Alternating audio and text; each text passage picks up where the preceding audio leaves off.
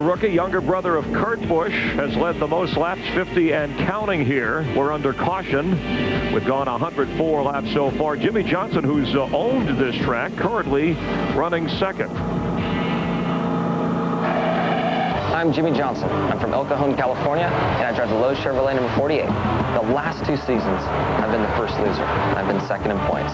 This year, I'm hoping I'm number 1. I've grown up in California. I think there's a certain style and way that Californians are.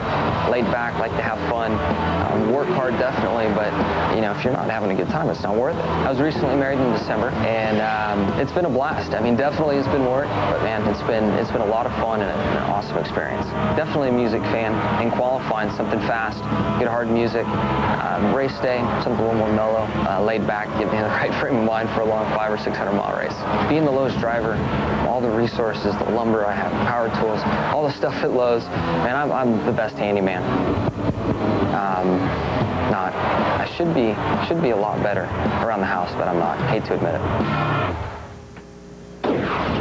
Jimmy's your points leaders, won 3 of the last 4 races here at Lowe's Motor Speedway. Chad Knaus's crew chief said, hey, call it an air of confidence. We could bring a Volkswagen Beetle and run competitive here. Right now, Jimmy in nice shape with Hendrick Motorsports. His teammate, Jeff Gordon, who's had success here in the past, some problems, and Matt Yoakum has the latest on that. Matt? Jeff Gordon's radio communication to his team reminds me of a story of the late Dale Earnhardt when he said there's a 7/16 wrench down in turn 1. They said, are you sure? Oh, yeah, it is a 7/16 wrench.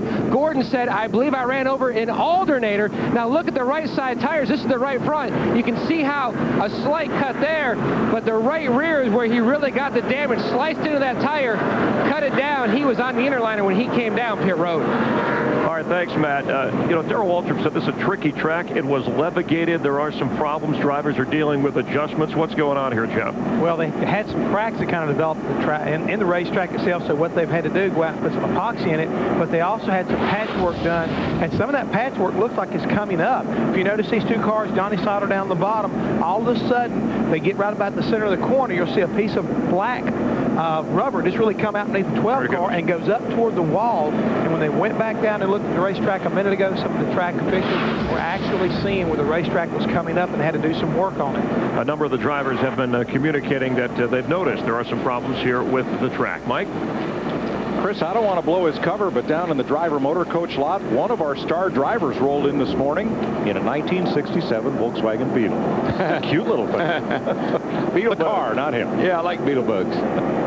Me and Sarah and Jess and Stevie, we play Beetle bugs. Kyle Busch hadn't even been born when when those bugs rolled off the line, and now he is leading here in the CarQuest Chevrolet from his Hendrick teammate Jimmie Johnson. And third Hendrick car in line is Brian Vickers in 3rd place. The first Ford is Greg Biffle in 4th. The first Dodge is Travis Boffel in 5th. Right now, Jeff Gordon in the 24, Tony Stewart in the 20 that made pit stops under that caution are back in 17th and 18th. We're actually riding with Tony Stewart right now in the 20. Leaders, Jimmie Johnson wants the lead from Kyle Busch. And just remember, we've only run a 4th of this race. So we got a long way to go yet, guys. But right now, I think, is when this racetrack is going through one of those first real major transitions right here. Track's really starting to cool down. I thought you were talking about the transition from Talk It Up to Crank It Up.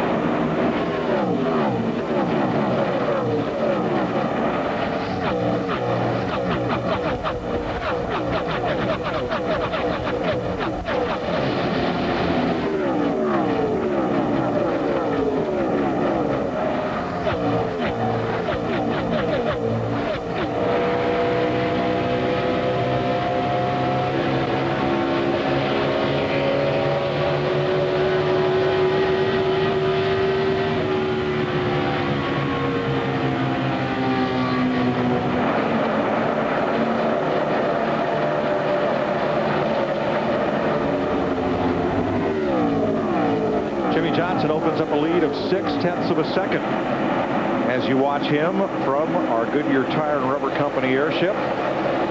Reminding you, travel with peace of mind on Goodyear's new Assurance tires. You see the layout. There are the condos at Lowe's Motor Speedway. First major racetrack, aside from Indianapolis, first major NASCAR track with condominiums, with an office tower, with a Speedway nightclub, restaurant. A lot of innovation seen over the years here in Charlotte. Yeah, we're racing here on Sunday night. We will end under the lights. First track bigger than about a 3/4 mile that 13 years ago they were told you can't light a mile and a half racetrack. Now there's not a speedway that exists that does not have lights. Rusty Wallace, the 2 car there, the Miller Lite car, has worked his way back up close to the top 10. He just lost a position to Elliott Sadler in the 38 car, but he was losing ground earlier in the race. Yeah, I think something's wrong with Jeff Gordon. He was racing with Tony Stewart. I don't know if they did make some contact, and I don't know if it's affected Gordon's tire or something. Matt, what are they saying down there?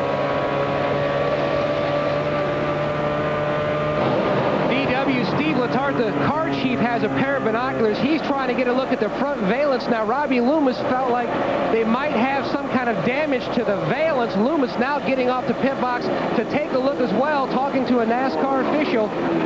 Matt, he hit something hard. I think that's the racetrack has come up, and a piece of the track is damaged a whole hell of a lot more than that. That's like what happened to him at Martinsville last year. Look at that. Let's go back to Matt. We're going to get this thing fixed up, guys. And that's exactly what I was going to say to you. It reminds me a lot of what took place at Martinsville when he was leading that event. Gordon feels like there's a lot more than just cosmetic damage to this race car. Formulating a game plan down here in the 24 pit. 3 times Gordon has won the 600. He may have some issues to work out now if he's going to try for number 4. Matt, there's a big chunk out of the front valence on the left side. Big. Not this time, Jeff.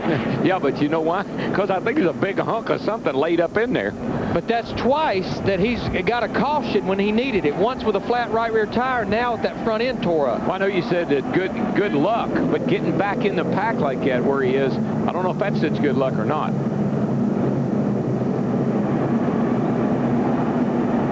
At Martinsville, Virginia last spring, a chunk of concrete pulled up from the racetrack entering turn 3. Gordon was leading the lap, hit it, and you can see right, took him out of the lead. You can see the big chunk of rubber that came up off the racetrack. That was a piece of sealer that's come out of one of the cracks of the racetrack. And it's went through one of the grill openings in the inlet to the radiator that they actually had blocked off with tape. I can understand that happening once in a career, but twice in 2 years. And there's another guy that can't understand it either, Robbie Loomis.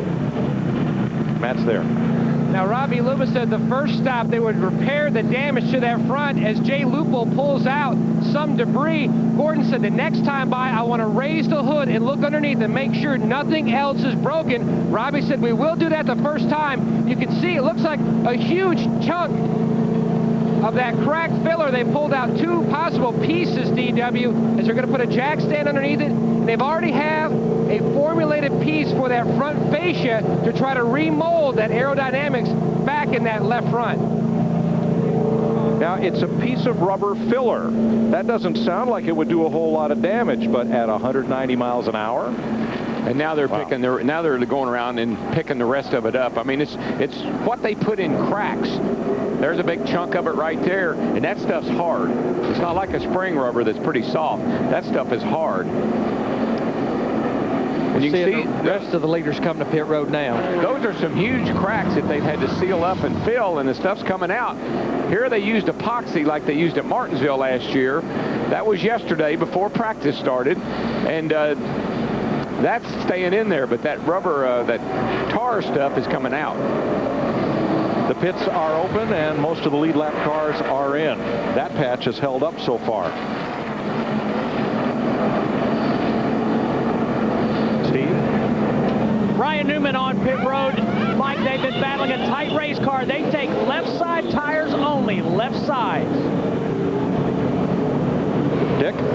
Well, Well, Jimmy Johnson has come and gone. The best way to avoid anything that might be coming out of the racetrack is to be the leader. He had been the leader. His crew cranked out a good pit stop. They've done that before, and they've done it from this same position. They have the pit stall that is closest to turn 4. They are in Never Never Land, and they've won from this same pit stall before.